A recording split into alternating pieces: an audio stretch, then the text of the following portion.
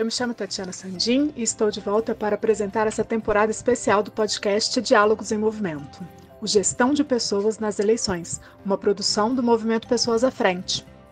Agora, vamos explorar a importância da gestão de pessoas no serviço público para as gestões municipais, aproveitando a janela de discussão aberta com as eleições municipais que acontecerão no próximo mês de outubro. Em todo o Brasil, com exceção do Distrito Federal, nós elegeremos prefeitas e prefeitos responsáveis pela administração pública local, pela priorização da agenda e pelo planejamento e implementação das políticas públicas. Para nós, esse é um momento único para debater as oportunidades e os desafios para a gestão de pessoas nos municípios, já que com as eleições municipais, nós escolheremos novas e novos governantes. Vamos refletir juntos? Os municípios são a esfera de governo mais próxima da população e é nas cidades que a vida cotidiana acontece. Para coordenar a gestão e transformar as promessas eleitorais em melhorias concretas a partir de serviços e políticas públicas oferecidos aos cidadãos, prefeitas e prefeitos devem ter ao seu redor, desde o primeiro dia dos seus mandatos, pessoas em cargos de liderança e equipes capazes e preparadas. Atualmente, o Brasil possui 11.300.000 servidores públicos, entre concursados, comissionados, terceirizados e temporários. Desse total, aproximadamente 60%, mais ou menos 6,5 milhões de pessoas, atuam em municípios na execução direta de serviços e políticas públicas locais. Para essa discussão, utilizaremos como referência o estudo publicado recentemente pelo Movimento Pessoas à Frente, chamado Gestão de Pessoas para Lideranças Municipais, Guia de Recomendações e Boas Práticas. O guia é voltado para candidatos e candidatas, prefeitos e prefeitas, lideranças, gestores municipais e os demais atores responsáveis pela execução da administração pública local e pela priorização da agenda de gestão de pessoas nos instrumentos de planejamento e implementação de políticas públicas locais. Você pode conferir esse documento no link da descrição desse episódio no site do movimento. A cada episódio, a gente vai ter aqui, nessa temporada especial, 2 convidados ou convidadas que têm diferentes perspectivas sobre a gestão municipal para debater os principais aspectos da gestão de pessoas no serviço público. Então, vamos lá? Vamos conhecer os nossos convidados? Hoje eu estou aqui com o Eduardo Grim, é doutor em Administração Pública e Governo pela Fundação Getúlio Vargas de São Paulo, é mestre em Ciência Política pela USP, especialista em Sociologia pela UFRGS, Federal do Rio Grande do Sul, professor e pesquisador na Escola de Administração de Empresas e Escola de Economia da Fundação Getúlio Vargas de São Paulo. Seja bem-vindo, Eduardo. Muito obrigado, Tatiana. É um prazer estar com você e com a Isadora para conversar sobre esse tema tão importante que é a gestão de pessoas na administração municipal. Imagina, o prazer é nosso também. Estou aqui também com a Isadora Modesto. A Isadora é secretária de Planejamento, Orçamento e Modernização da Gestão de Niterói. Ela é doutora em Serviço Social pela PUC de São Paulo e já desempenhou funções na gestão do Sistema Único de Assistência Social do Estado do Rio de Janeiro. Boa tarde, Isadora. Boa tarde, agradeço o convite, a oportunidade de estar aqui para falar de gestão de pessoas nos municípios aqui do Brasil. Obrigada, Isadora. Bom, sejam bem-vindos. Obrigada por estarem aqui com a gente hoje. Eu vou começar com uma pergunta para o Eduardo. Eduardo, por que as eleições municipais são fundamentais para qualificar a administração pública brasileira e para a entrega dos serviços públicos nos municípios? Bem, é importante lembrar para quem nos escuta, Tatiana, que o Brasil é uma federação trina e nós temos 5.570 municípios e o Pacto Constitucional de 1978 ele não apenas garantiu a autonomia dos municípios, mas o transformou num ente federativo responsável pela provisão da grande maioria dos serviços públicos que afetam a vida da população que vive nas cidades. Então, nesse sentido, não haveria possibilidade de nós pensarmos a organização de várias iniciativas, várias atividades que afetam a vida do cidadão, tal como organizar a provisão de serviços educacionais, organizar o serviço de saúde nas unidades básicas, organizar os centros de referência na assistência social, organizar o trânsito das cidades e várias outras atribuições que a Constituição garantiu que os municípios são responsáveis, ou de maneira exclusiva, ou de maneira combinada com os estados e com o próprio governo central. Então, neste sentido, o município no Brasil tem uma enorme importância para aquilo que significa a garantia de direitos para as pessoas. E garantia de direitos significa consolidar a democracia. Porque, no final das contas, a democracia significa perguntar se foi possível que o poder público entregue algo para o cidadão e para a cidadã. E boa parte dessa responsabilidade, hoje no Brasil, ela recai sobre os municípios. Então, a escolha de quem será o novo prefeito, a nova prefeita, é de uma enorme importância para o cidadão e para a cidadã. Por isso que a participação no debate eleitoral, o desafio de identificar como as candidaturas estão propondo melhorar a política pública no nível local, organizar o serviço público no nível local, organizar a gestão pública no nível local, ela é extremamente relevante, ela não é uma escolha trivial. Um outro aspecto que é muito importante, e seguindo toda a literatura que se inicia no século XVIII, com clássicos como o Alex de Tocqueville, John Stuart Mill e outros, nos dão conta de algo que é muito real. Toda a educação cívica que nós possamos ter como cidadão e cidadã, ela tem na esfera local, digamos, a primeira escola de democracia. Porque é no plano local que as pessoas conseguem ter uma ideia mais próxima de como funcionam os poderes que organizam a vida naquilo que lhes interessa. Como se organiza uma prefeitura? Como é que eu cobro da prefeitura a transparência? Como é que eu cobro da prefeitura uma boa aplicação do imposto que eu estou pagando e isso retorna em política pública ou retorna em qualidade de serviços? Então, um exercício democrático que é possível de ser realizado no plano local, ele é um aprendizado muito importante no que diz respeito ao exercício dos direitos de cidadania. Porque, no final das contas, nós contribuímos para o município e esperamos que ele nos entregue mais serviços em quantidade, em qualidade, que atenda aquilo que nós necessitamos.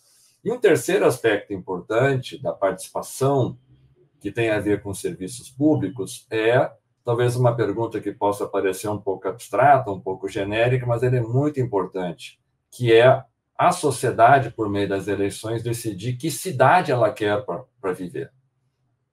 Quais são as questões mais importantes que o cidadão e a cidadã esperam encontrar, não na cidade do futuro, mas na cidade a ser construída, porque a construção da cidade é um exercício coletivo entre quem assume a função de ser governante, mas também uma responsabilidade da sociedade de participar e de cobrar que políticas públicas sejam concretizadas no plano local.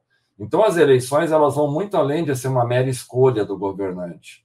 Elas envolvem questões relativas a essa construção, essa visão, esse espaço, que é pensar a cidade como alternativa de vida coletiva, de organização de relações sociais, de provisão de serviços públicos, de construção da democracia, de possibilidade de extensão de direitos e de pensar um lugar melhor para a gente viver. É isso, no final das contas, que está em debate nas eleições, é por isso que ela é importante de ser considerada nessa perspectiva. Perfeito.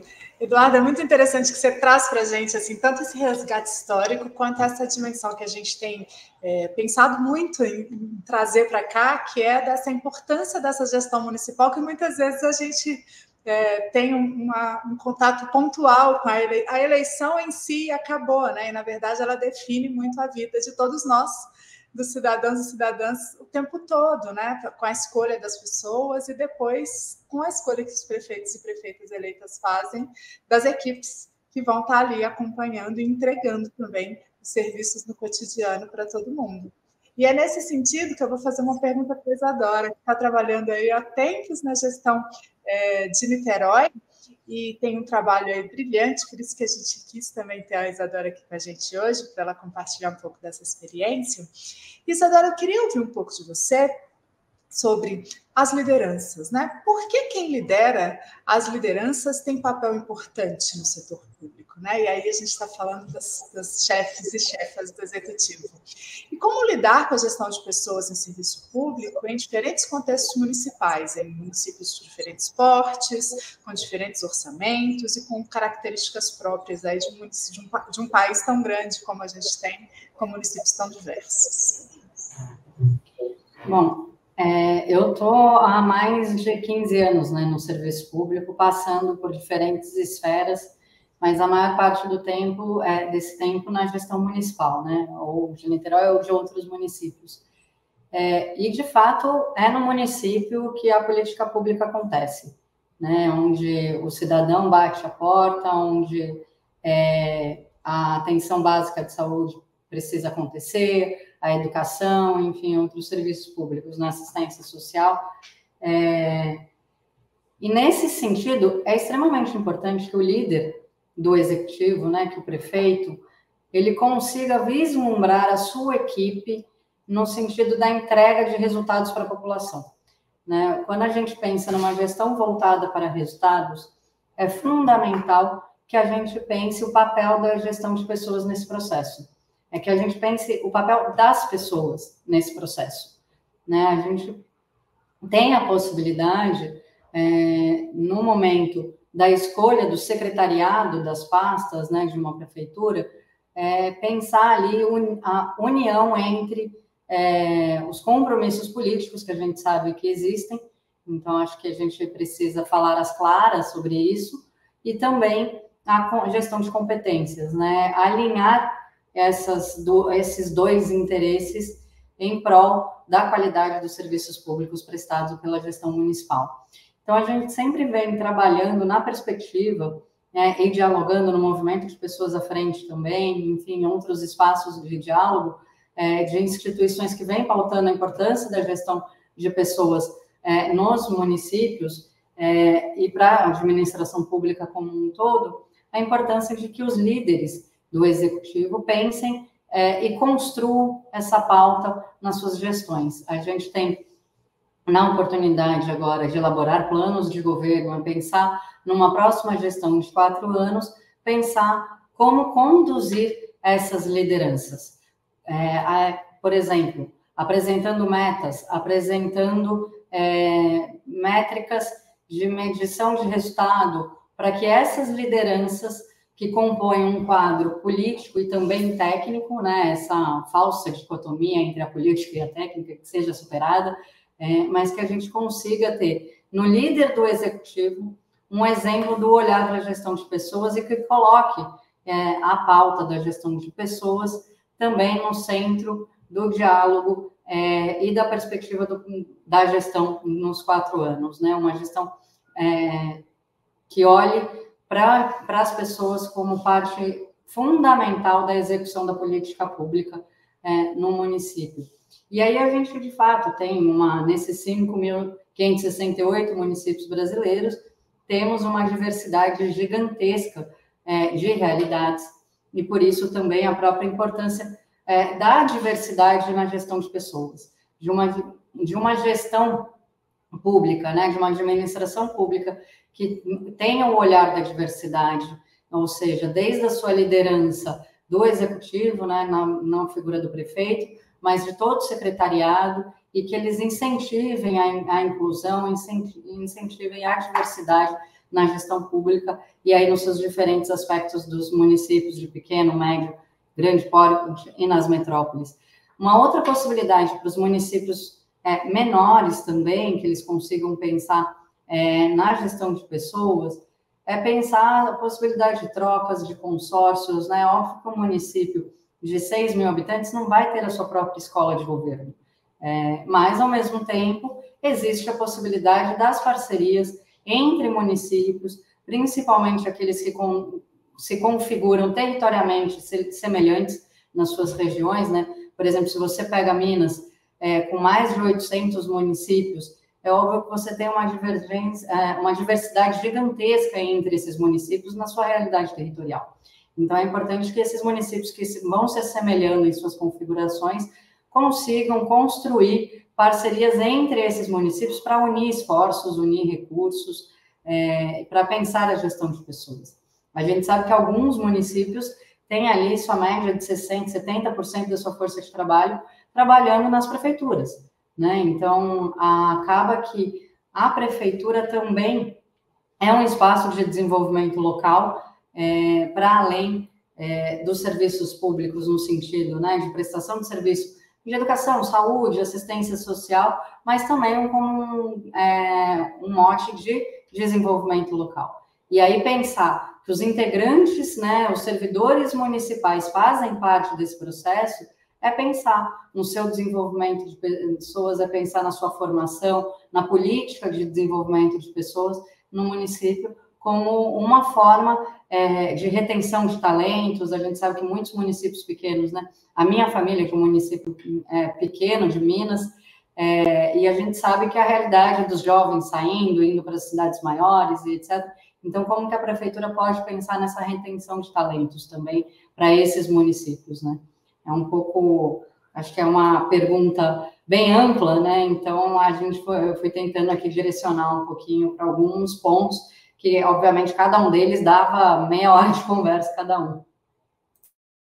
Mas foi ótimo, porque você tocou em pontos muito importantes, né? E penso que para quem está agora, pensando na própria candidatura, está em campanha, que ano que vem possivelmente tem uma gestão municipal para tocar, possivelmente muitas dessas pessoas não estavam pensando na dimensão da gestão das pessoas que eles terão que fazer também, né? Então, eu acho que é isso que a gente quer com essa temporada especial voltada para as eleições municipais, porque é um tema que a gente, mesmo nos grandes centros, a gente não vê que faz parte dos planos de governo, das plataformas, dos compromissos da campanha, fazer uma gestão ampla dos servidores e servidoras públicas, né? Então, acho que você tocou nos pontos principais para que alguém se atente e já comece a pensar em como fazer isso a partir da próxima gestão. Agora eu tenho uma pergunta para os dois, e vou começar com a Isadora, pode ser? Quando a gente está falando, né, em municípios, acho que a primeira coisa que vem à cabeça de muita gente é que os municípios enfrentam restrições orçamentárias, né? Tem pouco recurso e tem pouca alternativa para inovar, exatamente também porque às vezes não tem muita gente preparada para inovar. E nesse contexto, como é que os municípios podem trabalhar a sua gestão de pessoas, pensando em ter mais servidores mais preparados, e por que os gestores municipais, então, precisam se preocupar com a gestão de pessoas nesse contexto que a gente está falando, né? A gente está aqui dizendo, é importante, mas e se a gente considera a realidade dos municípios, por que a gestão de pessoas é um eixo aí que também deve estar entre as preocupações? Quando a gente pensa em gestão de pessoas como um eixo de preocupação, é importante frisar justamente esse ponto. Por quê? Porque a gente está falando em melhoria de serviço público, em melhoria de serviço prestado para a população. Quando a gente consegue alcançar os nossos servidores no sentido da sua qualificação, do seu desenvolvimento, e não só isso, mas no próprio engajamento, no compromisso com a gestão pública, no compromisso, inclusive, com a visão daquele governo, porque é um governo eleito, ou seja, legitimado pela população, e a gente não pode esquecer disso, porque senão a gente volta para aquela questão, né, da falsa dicotomia entre a técnica e a política. É importante que os líderes municipais, eles consigam perceber que a gestão de pessoas vai conseguir trazer melhores resultados em termos de política pública, de eficiência de gestão e de resultados, né? E quando a gente fala do orçamento, o principal desafio, na verdade, é a lei de responsabilidade fiscal, os limites que ela nos impõe também em termos de orçamento com o pessoal. Então, como que a gente consegue superar, por exemplo, a gente tem os limites de pessoal e que folhas como educação, saúde tomam quase que todo o orçamento em termos de pessoal. Como a gente consegue alinhar isso com bons planos de cargos, carreiras e salários, por exemplo, né? É, de fato, um grande desafio. Eu tendo a considerar que a unificação desses planos, né, numa prefeitura, é um caminho mais estratégico, porque você nivela ali as possibilidades de crescimento, mas existem outras formas, né, e quando a gente fala de inovação, a gente não está falando necessariamente de tecnologia e também não necessariamente de grandes aportes de recurso no sentido da inovação. Por exemplo, como reter talentos. A gente tem uma média, né? 60%, mais de 60% dos servidores públicos estão na esfera municipal. E a gente tem uma média salarial desses servidores públicos municipais de R$ 3.300. Ou seja, é um salário baixo. É óbvio que isso difere, né? Em municípios de 5 mil habitantes, um salário de quase 3.500 vai ser um salário um pouco mais razoável, mas é um salário baixo. Como reter talentos? Como não só reter, mas atrair esses talentos, né? Eu acho que a gente tem outras possibilidades, como possibilidades de processos seletivos internos numa prefeitura, para que haja uma mobilidade e uma possibilidade de conhecimento de novas áreas de atuação.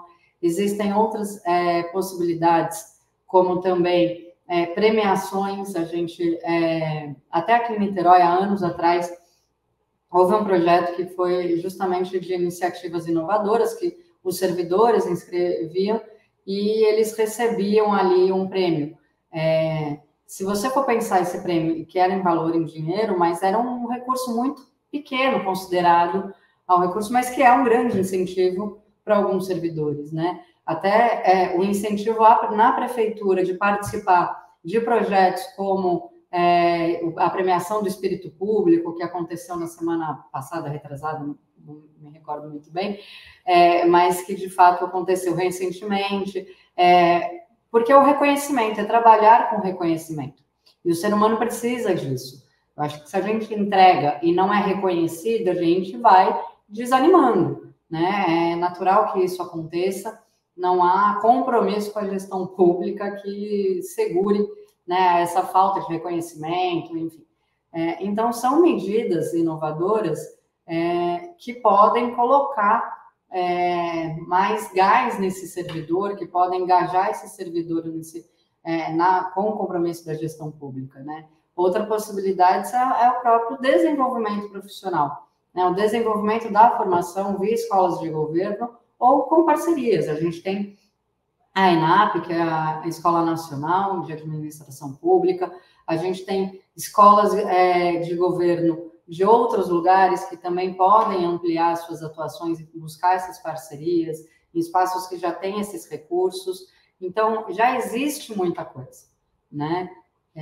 Então, é importante que a gente busque, enquanto gestão pública, que a gente busque aquilo que já existe para construir essas parcerias. E aí, eu repito, em municípios menores, né, conseguir fazer esses pequenos consórcios, né? Estou dando o nome de consórcio, mas essas parcerias entre prefeituras para que ambas aportem recurso e compartilhem desses recursos, né? Eu acho que é uma possibilidade bastante possível e interessante. Antes de comentar, eu queria ouvir o Edu sobre essas questões. Como inovar e por que se preocupar com a gestão de pessoas no serviço público nesse contexto de restrições e de especificidades nem sempre favoráveis, né, no nível municipal. Bem, eu começaria te respondendo, Tatiana, aproveitando o gancho de algumas questões que eu esqueci de comentar na primeira parte, que eu acho que são importantes. Veja, num país como o Brasil, que é extremamente desigual, a presença do Estado, do poder público, se assim quisermos falar, é fundamental. E não há Estado que possa prover boas políticas públicas e serviços públicos sem bons servidores públicos. Isso é uma conta que não vai fechar nunca, né? E, dada toda a injustiça social, a pobreza, vários indicadores que mostram que a presença do poder público é importante para garantir cidadania, garantir direitos para a população, só será possível se o Estado for bem organizado, e o Estado, sendo uma estrutura de provisão de serviços, depende de pessoas. Por mais que a gente possa ter tecnologia e outros recursos que modernizem a gestão pública, ao fim e ao cabo, nós sempre estaremos falando de gestão de pessoas. Não há como a gente imaginar, por exemplo, que um programa de saúde da família vai ser substituído por tecnologia. Não há como a gente pensar que o acolhimento num CRAS não poderá considerar a qualidade do acolhimento que uma pessoa que teve seus direitos prejudicados venha receber. E por aí a gente pode dar vários outros exemplos da necessidade que existe de cuidar das pessoas. Então, eu acho que essa é uma questão importante, porque é mais um elemento para as pessoas prestarem atenção nas eleições. Quem é o candidato, quem é a candidata que está propondo, de fato, construir uma gestão pública inclusiva, olhando para a justiça social, olhando para a possibilidade do Estado ser um ator institucional importante no território. E acho que essa questão da inovação, ela tem um elemento, inovação versus custos, ou inovação versus salários, enfim, eu acho que ela dialoga muito com um senso comum muito prejudicial para a gente tratar o serviço público no Brasil e acaba, de certa maneira, envolvendo os servidores públicos municipais. Eu ia mencionar e quero reforçar, então, esse dado da Isadora. Ontem, numa palestra da BCP, Isadora, segundo um dado do Diese, a média salarial dos servidores municipais está um pouco acima de 2 salários mínimos. E dos 10 milhões e poucos de servidores que nós temos no Brasil, a Isadora tem razão, mais de 60% são, mais de 6 milhões de servidores e servidoras públicas estão nos municípios, desproporcionalmente alocados na educação, na saúde e na assistência social, por conta do processo de descentralização de políticas públicas iniciadas pelo governo federal desde o final dos anos 80. O restante dos servidores públicos são distribuídos de maneira muito assimétrica em outras áreas, que dependem mais da autonomia do gestor local. Então, acho que uma questão importante da valorização ou da inovação, se quiser assim chamar, não está necessariamente vinculada com o aumento dos salários. Por que é importante, eu acho, tratar desse tema? Porque o senso comum fala, servidores públicos só têm vantagens, trabalham pouco e entregam muito pouco e de má qualidade para a sociedade. Isso não é verdade. Nós temos uma pequeníssima faixa do serviço público, talvez federal, cujos benefícios salariais são de fato muito altos. Há distorções, evidentemente, no âmbito municipal, mas isso está longe de ser a realidade, é uma ínfima minoria. Então, a inovação não significa dizer que as pessoas querem mais dinheiro ou mais salário. Significa dizer que é importante valorizar a sua atuação dentro do serviço público. Então, acho que algumas questões que podem contribuir nessa direção, sem necessariamente envolver recursos que são escassos, de fato, na gestão pública municipal, e vem ficando cada vez mais escasso, diga-se de passagem, por várias medidas do governo federal que vem onerando a gestão pública municipal. Não necessariamente com más intenções. O governo federal seguramente não tinha uma má intenção de aumentar o piso nacional dos professores. O governo federal não tinha uma má intenção em criar um piso nacional dos agentes comunitários de saúde, mas o efeito prático é onerar as finanças municipais. E ao pressionar, evidentemente, que gera dificuldade de apenas tratar a gestão de pessoas pelo âmbito salarial ou econômico. Então, acho que algumas questões podem ajudar nesse sentido. Por exemplo, modelos de gestão mais participativo, que valorize a participação dos servidores na construção da política pública, que aproveite do seu conhecimento empírico para envolvê-los, é um reconhecimento profissional. Alguém poderá dizer, isso é simbólico, isso não ajuda no final do mês no salário. É verdade. Mas, afinal de contas, em muitos casos, o ethos público é importante de ser construído, valorizado e desenvolvido. Um outro elemento que eu acho muito importante é o aprendizado com boas práticas. Conhecer experiências que estão sendo desenvolvidas dentro da administração, a gente sabe que a administração pública brasileira e a municipal não é diferente, é muito departamentalizada. Às vezes, por falta de diálogos internos, não se conhece o que o departamento vizinho está fazendo, e isso tudo pode criar formas de inovação transversais, combinadas, coletivas, participativas. Acho que, nesse sentido, tomando um exemplo aqui de uma experiência que a Tatiana conhece muito bem, aqui da FGV de São Paulo, que é um programa que foi criado para os alunos de graduação em administração pública, chamado Imersão Local. Eu estou tomando esse exemplo porque é um programa onde os alunos aqui, os jovens alunos de graduação, vão para as prefeituras conhecer como é que ela funciona, para terem isso no seu currículo como aprendizado prático. Eu quero dizer com isso que é possível fazer hoje visitas de imersão para conhecer outras experiências que estão acontecendo no município ao lado, que pode ter a recíproca. A gente vai para lá, eles vêm para cá. E essa imersão, se isso significar custo, embora eu acho que isso é irrisório, pode ser feita até online hoje em dia. São formas de criar mecanismos de intercâmbios continuados, seminários, reuniões, oficinas. Isso pode ter um calendário que se organiza por meio das secretarias ou unidades responsáveis por pessoas, áreas de administração ou de planejamento, enfim, e que pode ser organizada de maneira quase continuada, porque pode envolver literalmente todos os setores da administração pública municipal. Acho também que é possível de pensar algo nessa direção que a Isadora mencionou, e eu vou dar um exemplo nesse sentido que envolve o terceiro setor, na área da educação, que são os ADEs, os Arranjos de Desenvolvimento da Educação.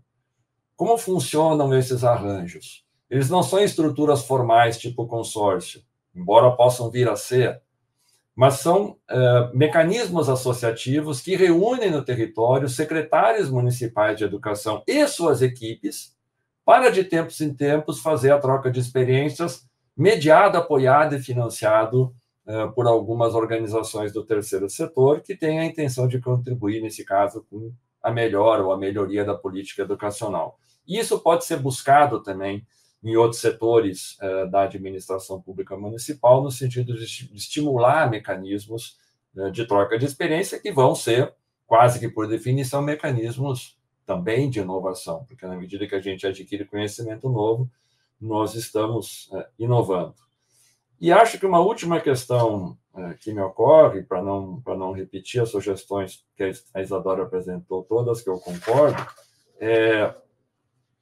talvez não uma cópia daquilo que a gente diria que as empresas fazem, mas eu acho que no setor público, em muitas circunstâncias, a gente acha que políticas de marketing interno não são necessárias.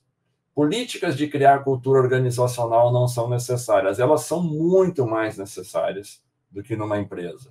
Então, criar mecanismos de comunicação, valorizar pequenas conquistas, criar um ambiente de trabalho que seja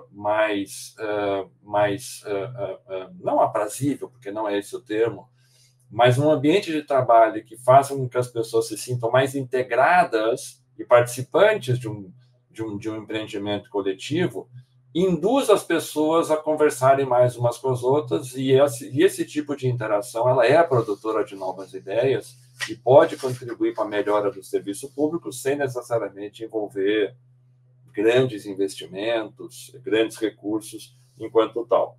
Então, acho que essas são algumas ideias que prefeitos, prefeitas, candidatas podem apresentar e que eu acho que elas teriam uma grande aceitabilidade junto a servidores públicos que também são eleitores e que, portanto, podem ser muito importantes na hora de definir quem vai ser o novo prefeito ou a nova prefeita da cidade, olhando a perspectiva da inovação dentro do setor público.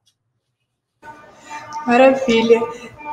Eu vou confessar uma coisa para vocês. Quando a gente pensou nessa pergunta sobre inovação para incluir no roteiro, a gente queria exatamente tocar nesse ponto de que inovação não necessariamente implica em gastar mais, né?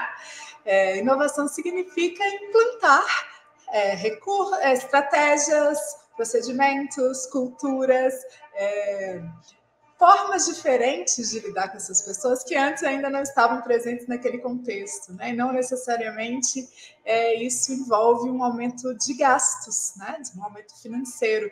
E aí vai parecer até que a gente combinou, mas não, mas a gente exatamente queria dizer que é preciso ter um olhar, né? É preciso ter alguém, e de preferência esse prefeito, essa prefeita, preocupados com esse tema, para que daí ele entre na agenda de atuação dessa nova gestão com um lugar que dá ao tema a importância necessária para que essas construções alternativas, mais modernas, mais inovadoras, possam se refletir em ambiente de trabalho mais participativo, reconhecimento, estratégias de desenvolvimento.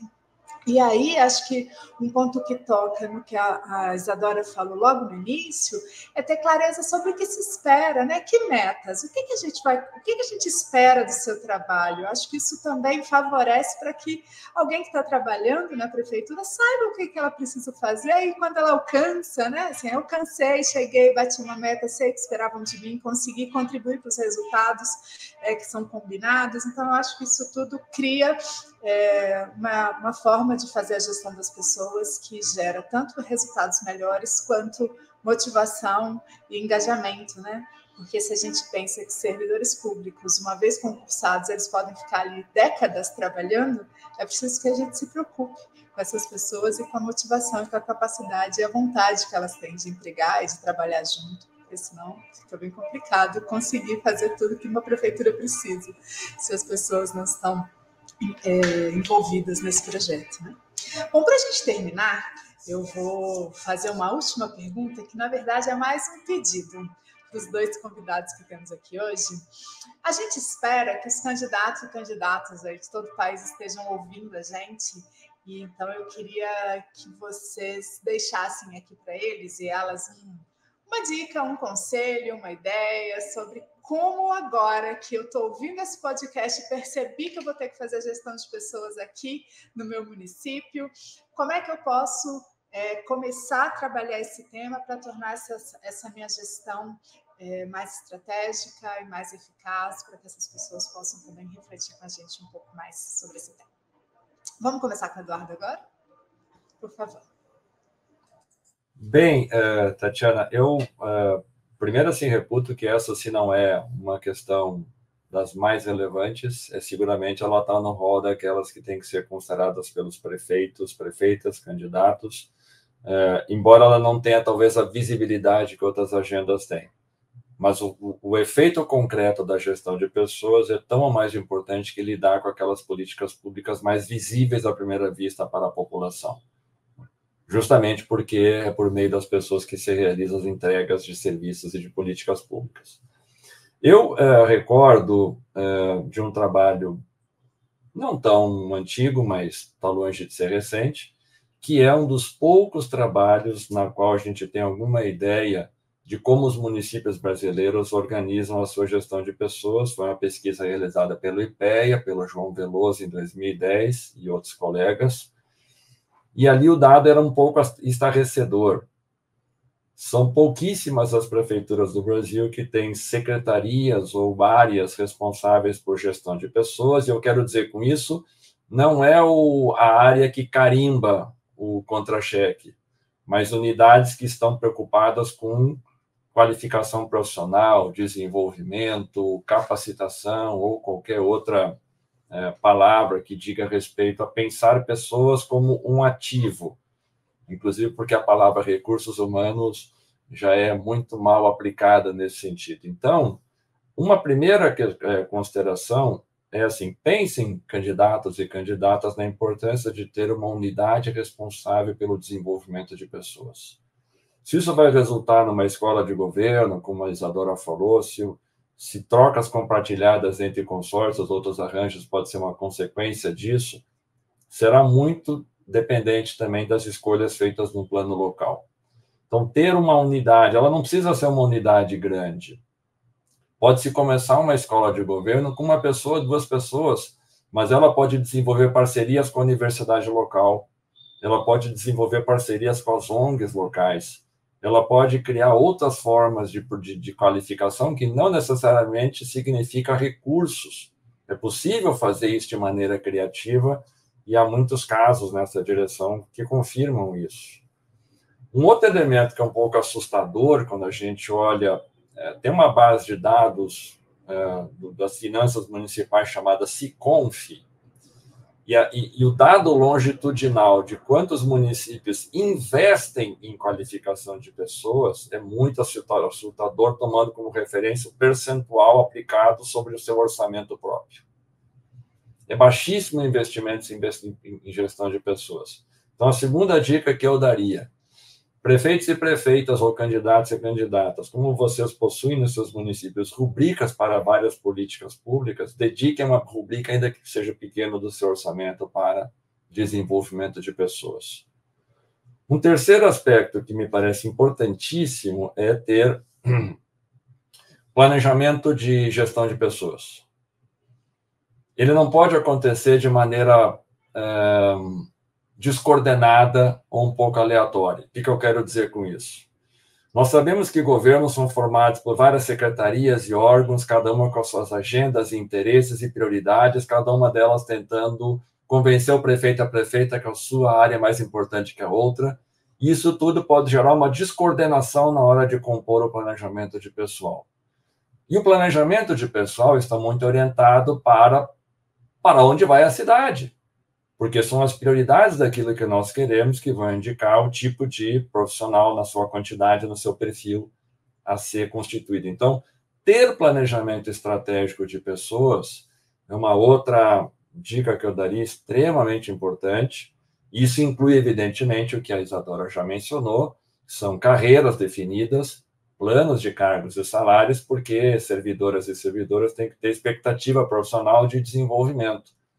Diferentemente do trabalhador e da trabalhadora do setor privado, entrar no serviço público significa ter possibilidade de carreira. Isso é parte do processo e é assim que tem que ser, justamente porque é uma opção que tem que ser recompensada no tempo com regras definidas de carreira, e os números também que nós temos no Brasil na gestão municipal são muito frágeis nesse sentido.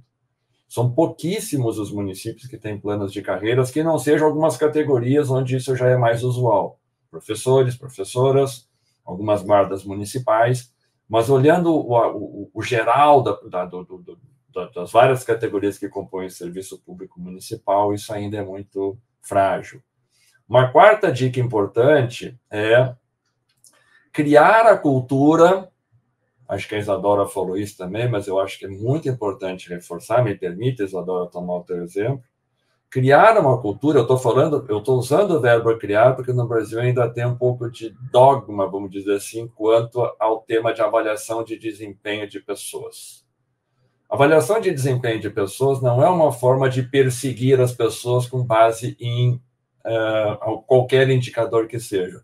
É uma forma de melhorar o seu desempenho, é o oposto. Então, criar estruturas sérias, competentes de avaliação de desempenho, eventualmente com profissionais externos que têm isenção, que não estão envolvidos no jogo burocrático e político dentro da prefeitura, é uma outra dica que eu reputo extremamente importante, pensando no desenvolvimento, na educação, no treinamento e na performance que o serviço público e os servidores e servidoras podem ter. Um quinto aspecto que eu acho fundamental, sobretudo nesses tempos estranhos, vamos dizer assim, que o Brasil viveu, até recentemente tem vivido, de um enfrentamento muito grande às nossas instituições políticas e democráticas, é fortalecer o ethos do serviço público, em duas direções. De ser servidor público, no sentido republicano, ou seja, portanto, ele é alguém que está lá para servir a sociedade, e também no sentido de ter a convicção cada vez mais forte de que o serviço público prestado é uma forma de reforçar a democracia. É um ethos público e um ethos republicano, que é importantíssimo de ser. Então, prefeitos e prefeitas, candidatos e candidatas, também essa eu acho que é uma questão fundamental. E um último aspecto é, no momento no qual a sociedade brasileira vem cada vez mais dando-se conta de que há vários públicos minorizados que precisam ser atendidos nas suas expectativas específicas, do ponto de vista racial, do ponto de vista de gênero, do ponto de vista da sua opção ou situação sexual, enfim. Às vezes não necessariamente a gente usa as expressões mais corretas, mas, enfim, quero crer que eu me fiz entender, é um serviço público capaz de olhar para a diversidade. Eu acho que a Isadora havia mencionado isso também. Isso tudo é muito importante, porque democracia não significa atender a maioria. Democracia significa preservar o direito das minorias. E o serviço público brasileiro tem que estar atualizado com aquilo que hoje são as demandas que a sociedade vem apresentando do ponto de vista de várias expectativas de públicos que querem ter os seus direitos garantidos e cabe ao poder público municipal fazer com que isso seja realidade. Então, essas seriam as minhas sugestões aí para candidatos e candidatas considerarem nos seus programas de governo daqui para as eleições de outubro. Bom, eu considero que são dicas bem importantes e também bem abrangentes. Eu estou achando que a Isadora está numa situação meio complicada ali agora, hein? Isadora, que dicas você teria, por favor? Não, eu ia falar justamente isso, assim, eu acho que ficou difícil para o meu lado agora, mas eu, na verdade, é mais reforçar alguns pontos que o professor Eduardo colocou também, no sentido de, acho que o principal, para quem nunca olhou para isso, né, para aquelas gestões municipais que nunca olharam para isso, para a gestão estratégica de pessoas, que tenha o seu setor, que monte esse setor, que é isso, não necessariamente é uma secretaria, uma subsecretaria, mas que já tem alguém pensando nisso, para além do RH, controle de folha, controle de férias, enfim, remuneração, e etc., né? Mas que olhe, que pense a estrutura da prefeitura no seu planejamento estratégico de pessoas, que pense a prefeitura na sua formação de pessoas, né? Então, acho que esse é o principal, porque, de fato, são pouquíssimas as prefeituras que se voltam para isso, e, a partir daí, você vai conseguir grandes possibilidades, né? A gente tem algumas instituições no Brasil que apoiam prefeituras, né, nesse quesito de gestão de pessoas. Então, a gente tem o Instituto República, tem o Motriz, tem Comunitas, então, algumas instituições que podem apoiar os municípios nesse sentido, inclusive aportando recurso, inclusive formando esses gestores, essas lideranças. Eu mesma participei na época, né, era vetor ainda, mas do programa Mais Líderes, que pegou diversos municípios do Brasil, né, ali num secretariado que estava começando a pensar nisso nos seus municípios. Então, existem espaços que, a partir do momento que você designa servidores para olhar para os servidores, esses servidores vão ser capazes de fazer suas articulações e construir a pauta na prefeitura. Acho que esse, de fato, é o principal ponto. O outro é a própria diversidade, que o Eduardo colocou também. Então, a sociedade é diversa e isso precisa estar refletido na gestão, desde a alta liderança à própria base de servidores. Então, construir uma gestão diversa, né, com lideranças diversas. Eu sempre dou o exemplo que eu assumi aqui a Secretaria de Planejamento e Orçamento do município de Niterói, mãe de uma criança de 2 anos. Então, assim, sem rede de apoio, porque minha família inteira mora em Minas, no Rio, mora em São Paulo, Brasília, eu não tenho ninguém aqui. Então, é óbvio que o meu olhar sobre as políticas públicas é diferente de um homem hétero, branco, que não passa qualquer questionamento em questões de entrega ao trabalho, né? Então, assim, a necessidade de você construir essa gestão diversa, de secretariado, desde a alta liderança, e acho que, por fim, a gente falou da criação da cultura de avaliação de desempenho, né? Eu falei um pouco da questão da avaliação, da gestão por desempenho, e o Eduardo da criação dessa cultura, mas também da criação da cultura de gestão por competências, né, da seleção por competências.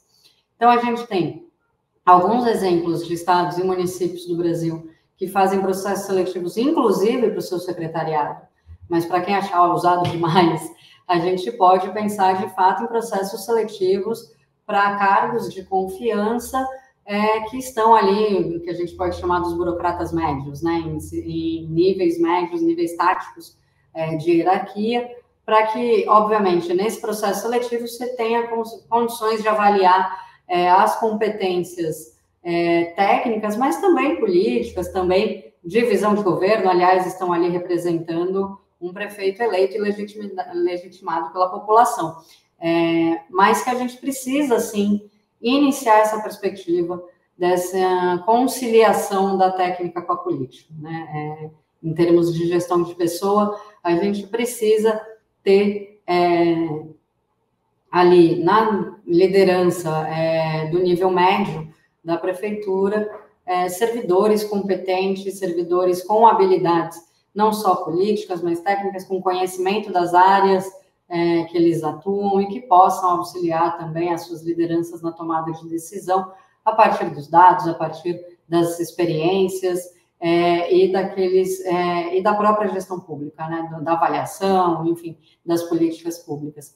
Então, acho que vou pegar aqui o foco nesses 3 eixos principais aqui, sem querer me repetir muito, né, dentro daquilo que o Eduardo já colocou, ficou difícil aqui para mim, a criatividade não vai tão longe, mas que eu acho que de fato são os pontos para a gente iniciar o olhar da gestão de pessoas na esfera municipal, não tem muito como fugir disso, principalmente porque a gente está falando dessa mudança de cultura, né, de trazer a gestão de pessoas que por muitos anos, né, vem sendo construída ou desconstruída, né, de maneira quase que pro forma, né? Então, estava na boca das pessoas, mas não estava na prática das gestões.